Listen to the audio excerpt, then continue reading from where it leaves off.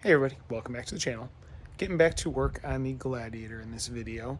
This one I'm actually going to be picking up with a previous project, and it has to do with the refinishing of the steps or sliders.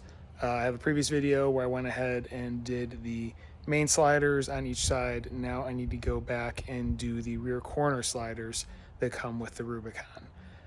These had rusted, the factory finish did not hold up much longer than a year, started getting rust in all like the weld areas. And a couple years ago, I went ahead and hit them with some POR 15. That has not held up well over time. It faded and it just didn't adhere. It's starting to peel in a lot of spots. So, what I'm going to do is pull these off and basically give them the same treatment I gave these side steps. So, that being said, I'm going to get the camera turned around and show you what I'm working with. So before I get to the step, there's one other thing I want to address real quick, and that is the missing piece of, I believe they call it a headliner. It's the trim that goes above the back window. As far as, the part guides from the dealer go, I'm pretty sure it's headliner. This was pulled out. I pulled this out when I did my rear window fix due to the leak a few years ago. And the reason I never put it back in is when I pulled it out, I noticed some of the clips were missing and one of the tabs was broken from when the dealership had the rear glass replaced, because this was replaced once before I went ahead and just ended up doing my fix, or the fix online with the vacuum line, because it started leaking a year after the second window was put in. So that was a couple years ago. Hadn't put it back in because, one, I wanted to watch for leaks, and two, the part I needed that had the broken tab, every time I looked online to order it, the part was a reasonable price. The shipping was like $50.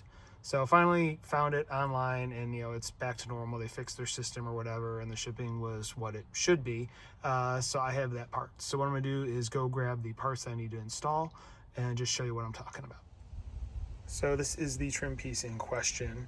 So what you have is the one side is a longer piece, and then it splits here, and then you have a shorter side here. And as you can see on my shorter side, one of my tabs there is broken, and then I'm also on the longer side missing a couple of clips. And I couldn't find those individually. I believe they only come with these panels. So what I did is I ordered a new short side, which came with new clips. So I can go ahead and take a couple of the clips off of this one that I'm going to be throwing away and put them on the two towers that are missing clips there. Put that new piece on this piece and get it reinstalled in the truck. So that is my plan, and that is what I'm going to do. If you're ever looking for this part, here is, I'm going to flip this upside, or flip this so it's right side up. This is the part number for the long side. It's the P6QD blah blah blah blah blah. It's called the left hand side. This is the longer one, and there is the part number, which this is the right hand side. This is the shorter one. It starts with that P6QD, etc., etc. And there it is, headliner, whatever it's called, reinstalled. The short piece goes towards the passenger side. Long piece is the driver's side. So that's it. It's in place. So now I can get to work on these steps. So these are the steps in question, one on each side, obviously. And you can see I went over them with PR15, but you can see it's like fading, it's peeling. This is just similar to what I had on the sides. It's just like a step sticker to just kind of make it look a little bit better. It's a grip pad, grip tape, because the POR, it had kind of brush marks. It just didn't sit really good when I put it on. Wasn't really happy with the final result of it, so that's why I put that on there. This side you can see is even worse because this gets a little more sun where it sits outside, but it's all peeled off and it's actually back down to like the factory. It's like a sand textured finish or something like that. So what I'm gonna do is get these pulled off. You can actually see more of the rust there from the PR where it peeled off. So yeah, these are gonna get pulled off. The steps or the side rails themselves and their main mount brackets. And I'm gonna go ahead and, like I said, I'm gonna hit them with like a rust encapsulating spray paint, and then hit them with the Raptor bed liner like I did with the side steps there. So first thing is going to be to get these things removed. So first thing I'm going to do before removing these is I want to take off this adhesive grip tape. So I'm gonna grab a razor blade, get both sides of this off, and then I'll start walking through the removal. All right, I got both sides off, and you can see that shiny there, that is the POR 15 that stayed behind, that was underneath. So you can see what it looked like originally, and then how faded it is next to it from the sun hitting it. And then you can see other spots where the original texture is there and the POR came off. So that's, you know, what's the issue is the POR started flaking and faded. So anyway, both sides look about the same. The actual grip tape is off, so now it's gonna be time to remove the actual steps. Off the top of my head, there are a couple bolts underneath, as you can see there, and then there are some up under the bumper holding the bracket in place. I think there was like 6 total off the top of my head. I will let you know once removed. All right, and there you have it. Passenger side is out. I'm going to warn you right now, be prepared to fight with these fasteners as they are thread locked in. So it is not only corrosion that you have to deal with, you also will have to deal with thread lock. As far as this piece here, you have 3 bolts here that come up from the bottom, and then 2 bolts here that go through into the bumper. Those are all 15mm heads. And then the bracket that mounts to, this hangs off the frame. You will have 2 15mm head bolts there and there. And then you have a long 18mm head bolt that comes in from the other side of the frame through this captive nut that holds it into place. So like I said, you are gonna have a fight ahead of you. These 2 were the worst to try and get out because it's kind of awkward angle. You're fighting around this. And those were definitely corroded in place along with the thread locker. Time to go do battle with the driver's side. And there is the driver's side. So I will say, if you thought the passenger side was a pain in the butt, driver's side is even worse, because not only are you dealing with the thread locker and corrosion, you have less room to work with because you have a muffler, well, resonator in the way. So be prepared for that. It is very tight quarters trying to get those top 2 bolts out on this side. You have very little room to work with. One thing I didn't mention earlier is when you're taking the first part off, it is best to remove the 2 bolts that go through here into the bumper before loosening anything there. That way you are not fighting the weight of the actual part itself. Leave those 3 completely tight, take out the back 2 first, then loosen those 3, so you're not fighting that heavy piece of metal trying to come down and screwing up the angle and fighting you with those back bolts. So just a suggestion there. But yeah, as far as, you know, the rest of the fasteners go, you're just going to have to use kind of an assortment of ratchets and extensions just to get the right angle on it, and, you know, be prepared to spend some time on it because you're like literally moving 2 to 3 clicks on the ratchet at a time, very slowly turning the bolts just based on limited access. Been a few days and I wanted to provide a quick update. I'm not going to go through every detail of the process on these because it's going to be similar to the full-length steps, which are already detailed. But these had a little extra different things I have to do because these were previously painted with POR 15. So what I've done so far is I went ahead, cleaned them up, like, you know, washed them a little bit, just to try and get a lot of the mud off of the exterior. And I went over all 4 pieces using a very heavy gauge wire wheel on my drill, and that got all the POR 15 off. And you can see there's kind of lines embedded in the existing coating. I mean, the existing coating is really good except for the areas where there are welds. As you can see, that's where all the rust and failure points are. So I went ahead, did that, went over at pretty much every surface with that wheel, got all the old POR 15 off, and, you know, it's got a nice groove / texture that it put into the existing paint, which should make it, or give it a good tooth for the new paint to cut into. So next on the list, I'm going to go over these, wipe them up, clean them off, hit them with some brake cleaner and everything, just to make sure that there's no oils, residue, anything like that that will keep the primer from attaching. And I'm going to go ahead and use the same primer I did on the steps, which is a rust reforming primer from Rustoleum. So I'm going to go ahead, get these cleaned up, get them primed, and then I'll be back when I'm ready to put on the actual bed coating. All right, time for an update. So here are all the pieces as they currently sit. What I did is I went over everything with the towel rags, cleaned all the gunk off that I could, and then went over them with some brake clean on a lint-free rag to get everything as ready for primer as possible. Painted the other sides first, did like 3 coats of primer, and this again is the black rustoleum rust reformer. Let that dry and then flip them over, and here is the drying of 3 coats on the top sides. These are the most exposed sides.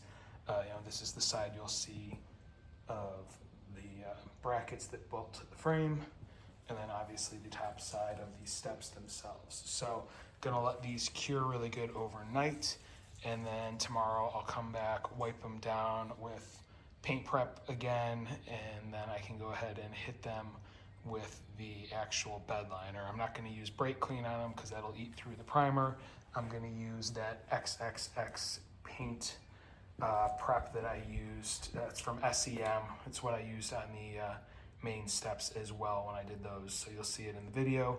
I'll probably show you what it looks like in the video tomorrow. All right, next day, getting ready to get back at it again. So real quick, just want to go over the stuff I'm using. This is the primer I used, as I said, is the rustoleum rust reformer in black. So that is what I sprayed yesterday. What I'm going to do next is clean everything using the SEM Universal Surface Cleaner. My plan for today is I have these set up. You can see these are basically the bottom sides of all the parts. I'm going to wipe them down real good and just hit them with the Raptor liner that I'm using. I'm going to do all the underside areas today, let them cure, and then I can flip them, do a quick clean on the face sides tomorrow, and then do like the final coats.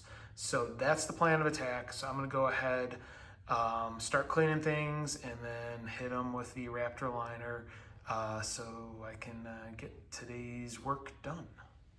And here's the result of the back sides after 2 coats of Raptor liner. So I basically did everything that I could, get to from this angle, direction, etc. So I'm gonna let these cure overnight, and then I can go ahead, flip them over, and do a good job on the more exposed sides. I will say on the can, it does say if you get any blotchiness or different finishes or anything, to do 1 good solid 3rd coat. Undersides, I wasn't as worried about it, so this is just the 2 coats. But when I do the other side, I will probably do 3, just to make sure I have a good visible finish.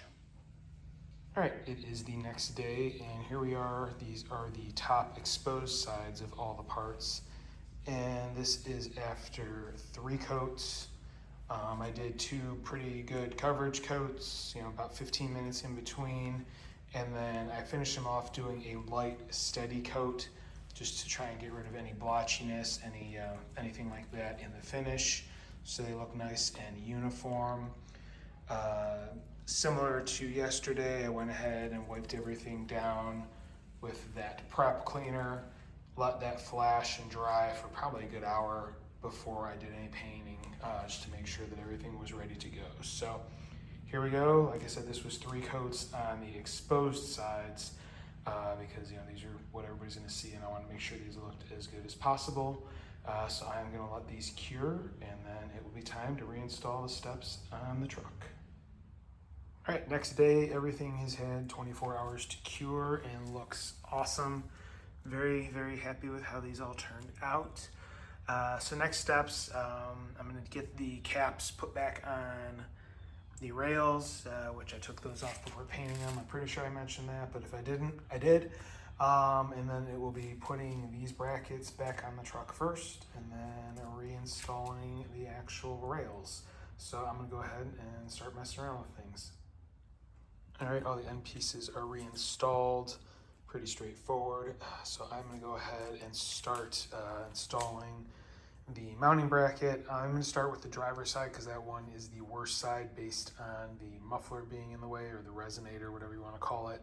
That one has much less access, so that's going to be the bigger pain in the butt, and I might as well just get it out of the way. So I'm going to go ahead, grab the bracket, grab one of the long bolts and 2 of the smaller bolts, and get the bracket installed.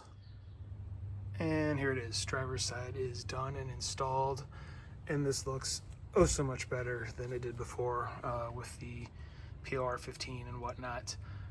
As far as installation goes, obviously start with the bracket first. The way I did it is I used the long through bolt, got that somewhat snug, but to the point where I could still pivot it. That allowed me to have the play to work with it. And then I went to the small bolt that goes towards the front. That has a round hole that it goes through, so that has a little more movement and ability for adjustment. And then the third one I did was the small bolt in the back, as that goes into a much more narrow hole. And the three of those combined will pretty much get you your alignment.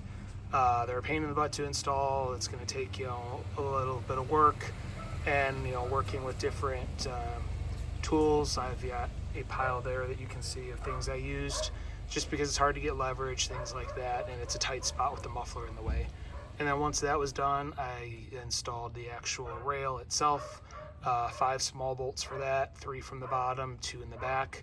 And it was just, tighten each one slowly to get everything positioned. And then same thing, I just tightened them down snug using a 1/2 inch ratchet so I could get enough leverage. I couldn't find actual torque specs for these, so I just went with the good and tight methodology. So that is driver's side done. Onto the passenger side. And there is the passenger side installed. Same as the driver's side. Much easier, less time because you're not fighting with the muffler. But yep, that is everything in place. So we are done. All right, and that is going to be the end of this video. That was a big project I wanted to get done before the weather goes down the toilet here pretty soon. It is November, and it is Cleveland, Ohio area, so I'm sure that it is getting pretty cold pretty fast. So glad that's done. I do still want to get the winch installed on this before winter shows up, so that will probably be the next video on the Gladiator, so look for that coming soon. But that being said, if you like what you see, please hit like, please hit subscribe, please hit the notification bell. If you have any questions or comments, please leave them in the comments section below. I do review them and I will reply. That being said, thank you very much for watching and have a great day.